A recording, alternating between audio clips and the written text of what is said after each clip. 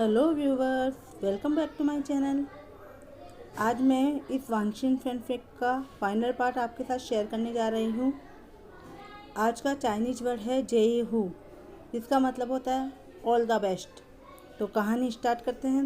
पिछले पार्ट में देखा था कि लैन किरेन जियांग फेंगमिया को एक पत्र भेजते हैं। अब आगे जियांग फेंगमिया हॉल में बैठे थे, उनके पास मैडम यू भी थी। तभी वहाँ जियांग चैंग, विंग और यानली आती है, जिन्हें जियांग फेंगमिया ने ही वहाँ बुलाया था।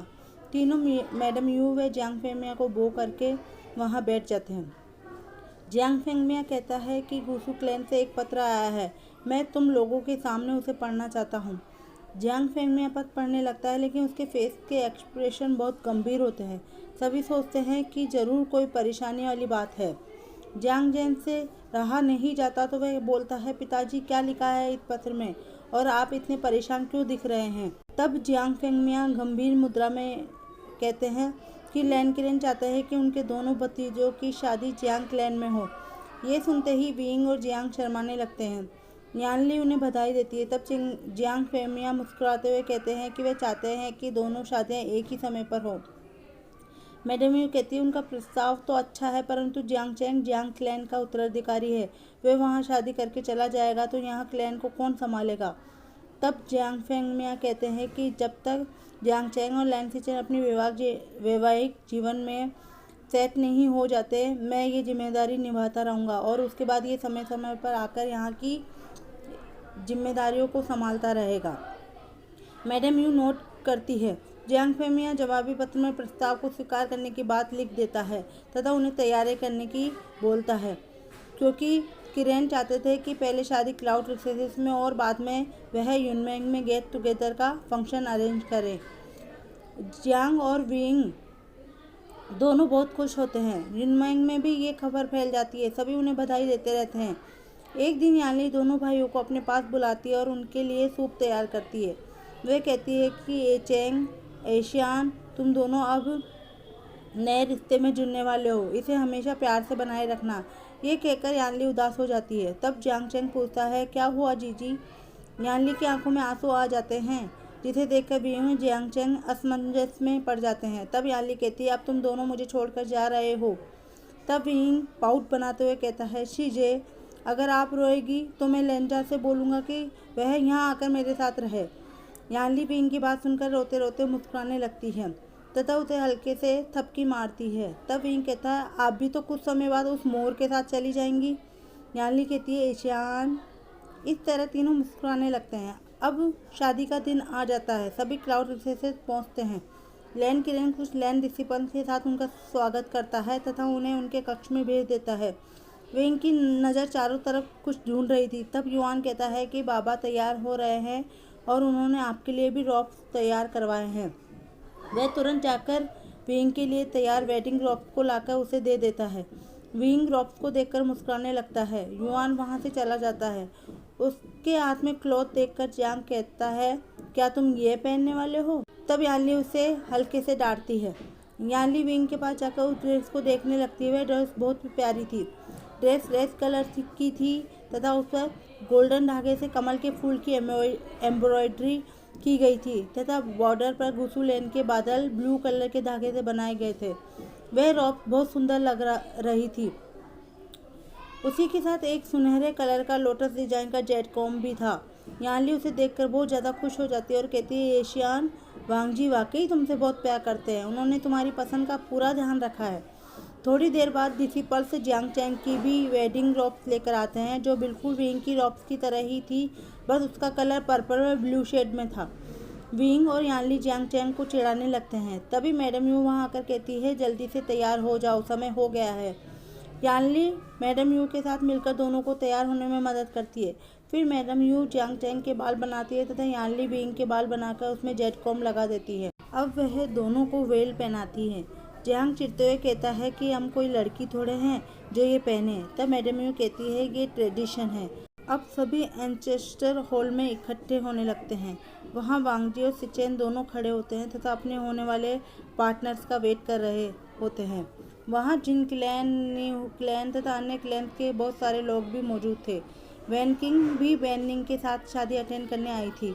कुछ समय पश्चात वहाँ यानली व मैडम यू विंग और जियांग चैंग को लेकर आती है। दोनों वेल की वजह से क्लियर नहीं देख पा रहे थे, लेकिन धुंधला धुंधला उन्हें नजर आ रहा था। वे देख सकते थे कि वांग जी ने विंग की तरह ही रेड कलर और सिचेन ने जियांग चैंग की तरह पर्पल और ब्लू पहन रखा था। दोनों जाकर अपने अपने पार्टनर्स के पास चले जाते हैं। अब लैन एडलर उन्हें बो लेने को कहते हैं, लेकिन लैन किरण उन्हें कहता है थोड़ी देर रुक जाओ। सभी सोचते हैं कि क्या हुआ है। तभी वहाँ अचानक लैनी और बाउचरेन आती है, जिन्हें देखकर सभी चकित हो जाते हैं। विंग उन्हें देखकर बहुत खुश हो जाता है। तब लैन किरण कहते हैं अब तुम शुरू कर सकते हो। वे चारों पहले लैनी व बाउचरेन के साथ लैन एडलर्स को बो करते हैं, फिर चारों दिशाओं में। इसके बाद वे एक दूसरे को टी सर्व करके उसे पीते हैं। इस तरह उनकी शादी कंप्लीट हो जाती है। अब बधाइयों और उपहारों का दौर शुरू होता है। सबसे पहले जियांग फेंगमिया और मैडम यू उन्हें गिफ्ट देते हैं। फिर लैन किरण व उनके एल्डर्स धीरे धीरे सभी अपनी शुभकामनाएं और उपहार देते जाते हैं। नी हुएसांग अपनी बारी आने पर जाता है और विंग के कानों में कुछ कहता है, जिससे लैनजा जलन के मारे गुस्से में उससे देखने लगता है। अब सभी शराब पीने लगते हैं तथा भोजन करने लगते हैं। वैसे तो क्लाउड रिसोर्सेज में सादा खाना बनता था, लेकिन आज के लिए स्पेशल खाना भी बनवाया गया था ताकि मेहमान उसे एंजॉय कर सके। वांग जी ने खास तौर पर विंग के लिए कमल का सूप बनाया था तथा बाकी व्यंजन उसकी पसंद अनुसार तीखे बनवाए थे। ये देखकर विंग लैनजा को देखने लगता है तथा मुस्कुराता है। वांग जी भी उसे इशारा करके भोजन करने को कहते हैं। अब चारों को उनके रूम में भेज दिया जाता है। अब सिचेंग अपने रूम में दाखिल होते हैं तो पूरा रूम फूलों से सजा हुआ था। दोनों बेड पर बैठ जाते हैं तथा सिचेन जियांग चैंग की बेल उतारता है। सिचेन आगे बढ़ने ही वाला होता है कि जियांग चैंग उसे रोक देता है तथा कहता है कि मैं अभी इसके लिए रेडी नहीं हूँ। दूसरी तरफ लैनजा और विंग भी अपने रूम की तरफ बढ़ने लगते हैं। तभी विंग हुएसांग का नाम लेकर उसे गिफ्ट के बारे में बताने ही वाला होता है कि तभी लैनजा गुस्से में उसका हाथ पकड़ के उसे अपनी तरफ खींच लेता है तथा झटके से उसकी वेल हटा देता है। वांग जी विंग का फेस अपनी तरफ करके उसके माउथ को क्लेम कर लेता है। दोनों हंग्रीली एक दूसरे को किस करने लगते हैं। वांग जी विंग की टंग को सक करने लगता है। तब विंग कहता है लैनजा कम से कम रूम में तो चलो। वांग जी तुरंत उसे ब्राइडल स्टाइल में गोद में ले लेता है तथा उसे रूम में ले जाता है। वांग जी के इस एक्शन से विंग बुरी तरह ब्लश करने लगता है। पूरा रूम प्योनी फ्लावर्स से सजा होता है तथा सैंडलवुड की खुशबू से पूरा कमरा महक रहा होता है। वांग जी फिर विंग को किस करने लगता है। विंग तुरंत दरवाज़ा बंद कर लेता है। वांग जी उसे वॉल पर पुश करके उसकी नेक पर सॉफ्ट किसेस करने लगता है। वांग जी के टच से विंग हॉट फील करने लगता है तथा वह वांग जी की रोब को टाइटली पकड़ लेता है। वांग जी उसे फिर से गोद में उठाकर बेड की तरफ जाने लगता है और उसे बेड पर लिटा देता है। वह एक बार फिर उसके पेटल्स ऑफ लिप्स को क्लेम कर लेता है। वांग जी विंग के ऊपर आ जाता है तो विंग भी वांग जी को बैक से पकड़ लेता है। वांग जी का एक हाथ विंग की वेस्ट पर होता है तथा दूसरे हाथ से वह उसके रोब्स खोल रहा था। विंग वांग जी का हाथ पकड़ने की कोशिश करता है तो वांग जी अपना फोरहेड रिबन खोलता है और विंग के दोनों हाथों को बेड से बांध देता है। वो उसे फिर किस करने लगता है तथा उसकी टंग को सक करने लगता है। वह दोनों पैशनेटली किस करने लगते हैं। वह किस इतना लंबा चलता है कि विंग की पूरी बॉडी वीक पड़ जाती है। जब वे दोनों अलग होते हैं तो वांग जी विंग को जोर जोर से सांस लेते हुए देखता है और कहता है आज मैं तुम्हें हमेशा के लिए अपना बना लूँगा। विंग की बॉडी के रिएक्शन को देखकर वह भी आउट ऑफ कंट्रोल होने लगता है। वांग जी एक झटके में ही विंग की फ्रंट रोब को हटा देता है। विंग की पूरी चेस्ट अब वांग जी को एक्सपोज हो गई थी। वांग जी विंग की चेस्ट पर हर जगह किस करने लगता है। विंग भी अपनी आंखें टाइटली बंद कर लेता है। विंग की शाइनेस को देखकर वांग जी मुस्कुराने लगता है और धीरे से उसके ईयर लब्स को सक कर लेता है। विंग अपने आप को रोक नहीं पाता और वह मौन करने लगता है। वांग जी उसकी बॉडी पर जगह जगह पर मार्क्स छोड़ना शुरू कर देता है। वह कहीं उसे सक कर रहा था तो कहीं बाइट कर रहा था। वांग जी को इतना अग्रेसिव देखकर विंग को लग रहा था कि आज लैनजा उसे नहीं छोड़ेगा। वांग जी फिर से उसे किस करने लगता है। एक तरफ उनकी टंग्स आपस में टच हो रही थी, दूसरी तरफ वांग जी विंग के ट्राउजर की बेल्ट को भी निकालने लगता है। विंग इतना शाय फील करने लगता है कि वह अपना फेस वांगजी के शोल्डर्स में छुपा लेता है, लेकिन वांगजी विंग के फेस को लिफ्ट करते हुए फिर से उसे अपने नज़दीक लाते हैं और उसे किस करने लगते हैं। वांगजी उसे किस करना नहीं छोड़ता तथा विंग को एक मौका भी नहीं देता ये देखने का कि वांगजी का दूसरा हाथ दूसरी तरफ क्या कर रहा है। विंग इतना ज़्यादा नज़दीक पहले कभी किसी के नहीं आया था। भले ही वह फ्लर्ट मास्टर था, पर इस तरह से वह किसी से इंटीमेट नहीं हुआ था। उसे पता था कि वह ज़्यादा देर होल्ड नहीं कर पाएगा और कुछ समय बाद वह किस ब्रेक कर देता है। वांगजी भी ये देख लेता है कि विंग अब और ज़्यादा बर्दाश्त नहीं कर सकता। तब वांगजी उसके फोरहेड पे किस करता है और उसको काम करने की कोशिश करता है। तब विंग पूछता है कि लेंजा, क्या तुम जानते हो इसे कैसे किया जाता है? वांगजी के मूवमेंट ये सुनकर सडनली रुक जाते हैं। विंग कहता है, तुम्हें नहीं पता ना? वांगजी उसे ऑनेस्टली कह देता है कि उसने बस एक बार इसके बारे में पढ़ा था। तब विंग कहता है, लेंजा, तुम्हें वो एरोटिक बुक तो याद होगी ना? वह अभी भी मेरे पास है और हुएसांग ने आज भी वही उपहार में दी है। विंग उठने की कोशिश करता है, लेकिन हाथ बंधे होने के कारण वह उठ नहीं पाता। तब वह वांगजी से कहता है, लेंजा, मुझे अनटाई तो करो, मैं कैसे तुम्हें बता पाऊंगा? वांगजी तुरंत विंग के हाथों को खोल देता है। विंग वह बुक निकालता है तथा उसके पेज टर्न करने लगता है तथा उस पेज को खोलकर देता है जहां पर दो लड़कों के बीच में सेक्स रिलेशनशिप को दिखाया गया था, जिसे देखकर वह बहुत स्कैर्ड दिखने लगता है और वांगजी से कहता है, क्या सच में ऐसा हो सकता है? इसमें तो बहुत हर्ट होगा। लैंग वांगजी उससे कहता है, नहीं।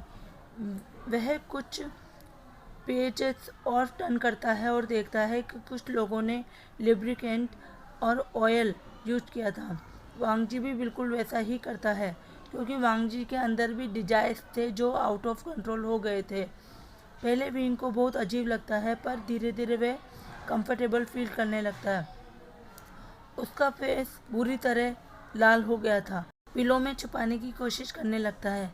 वह डेस्परेटली वांगजी से कहने की कोशिश करता है, लेंजा, अब मैं रेडी हूँ। लेकिन वांगजी कहता है, नहीं विंग, तुम्हें हर्ट हो जाएगा। विंग उससे कहता है, मैं ठीक हूँ लेंजा, प्लीज़ मुझे और इंतज़ार मत करवाओ। वांगजी अब बोलना बंद कर देता है और विंग के दोनों लेग्स को टाइट पकड़ लेता है। विंग एक हाथ से बेडशीट को पकड़ लेता है तथा दूसरा हाथ वांगजी के शोल्डर पर रख देता है। दोनों कंटिन्यूसली इंटरकोर्स को एंजॉय कर रहे थे। दोनों बिल्कुल ऐसा फील कर रहे थे जैसे एक दूसरे को कंप्लीट कर रहे हों। वांगजी बीच बीच में विंग के आंसुओं और फोरहेड पर आते स्वेट को साफ करता रहता है। विंग स्माइल करते हुए उससे कहता है, हैंगमानजुन, तुम सच में बहुत फियर्स हो।